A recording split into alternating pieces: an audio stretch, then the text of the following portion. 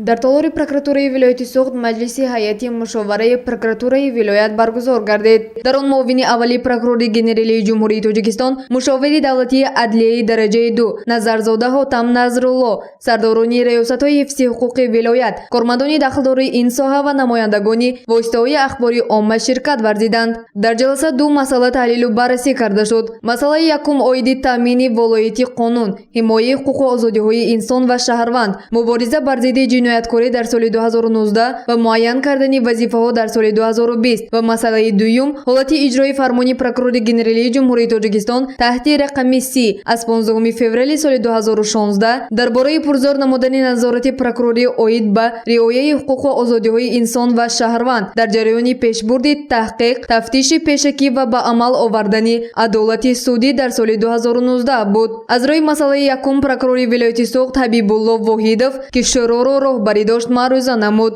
таҳлилу ҷанбасти фаъолият дар соли 2019 нишон дод ки баъди таъмини дастуру супоришҳои асосгузори сулҳу ваҳдати миллӣ пешвои миллат, президенти ҷумҳурии Тоҷикистон муҳтарам Эмомалӣ Раҳмон ва фармонҳои прокурори генералӣ оиди пурзур намудани назорати прокурорӣ вобаста ба таҳкими қонуният ва мубориза бар зидди ҷинояткорӣ пайваста чораҷӯӣ намуда корҳои муайяне ба анҷом расонида шуданд.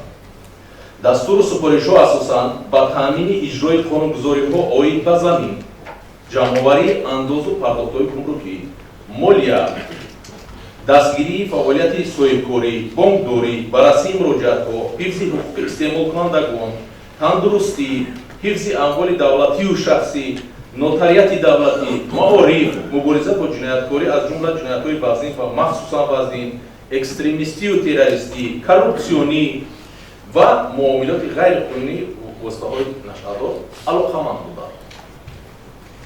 дар асоси супоришҳо ва талаботҳои қарорҳои шӯрои ҳамоҳангсозии ҳайати мушовараи прокуратураи генералӣ ва прокуратураи вилоят нақшаи корӣ зиёда аз 155 намуд чорабиниҳо амалӣ гардонида шудааст.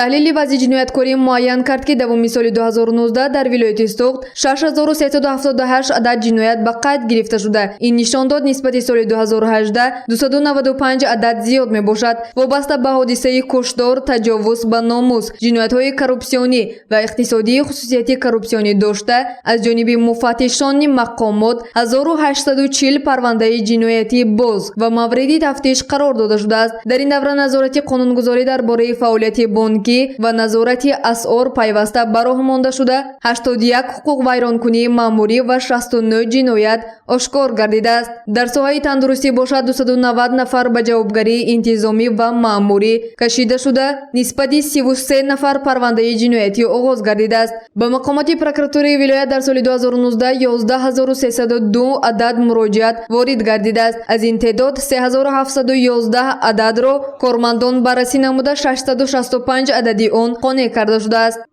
дар самтҳои назорати умумӣ, замин, андоз, гумруку нақлиёт, ноболиғон ва ҷавонон 1575 санҷиш гузаронида 22937 қонунвайронкуниҳо ошкор ва баҳри бартараф сохтани онҳо 3718 амр, 2515 эътироз, 2142 пешниҳод бароварда 8872 парвандаи маъмурӣ ва 952 парвандаи ҷиноятӣ оғоз карда шудааст. инчунин 3629 нафар ба ҷавобгарии интизомӣ ва 1109 нафар ба ҷавобгарии моддӣ кашида шуда 179,4 миллион сомонӣ зарари моддӣ, аз ин 88,5 миллион сомонӣ ба фоидаи давлат ва 90,1 миллион сомонӣ ба муафиати корхонаҳо риёнида шудааст. назорат дар самти иҷрои қонунгузории замин дар ин давра пурзор карда шудааст. аз натиҷаи санҷишҳо 244 парвандаи ҷиноятӣ оғоз гардида 4394 аз 198 гектар қитъаи замини худсарона ишғол гардида ба ҳолати аввала баргардонида шуда. ба 260 адад қарорҳои раисони шаҳру ноҳияҳо ки аз ин 230 адад вобаста ба ҷудо кардани қитъаи замин мебошад эътирозҳо оварда шудааст. дар самти иҷрои қонунгузориҳои нақлиёт ва гумрук 1300 296 ҳолати қочоқи молу маҳсулот ба маблағи 8.8 миллион сомонӣ ошкор гардида, шахсони гунаҳкор ба маблағи 2.3 миллион сомонӣ ҷарима шуда, 3.1 миллион сомонӣ молу маҳсулот ба манфиати давлат мусодира карда шудааст. гузориши Сайёра Махсумова ва Насим Раҳимов барои барномаи тиловатии Хабар.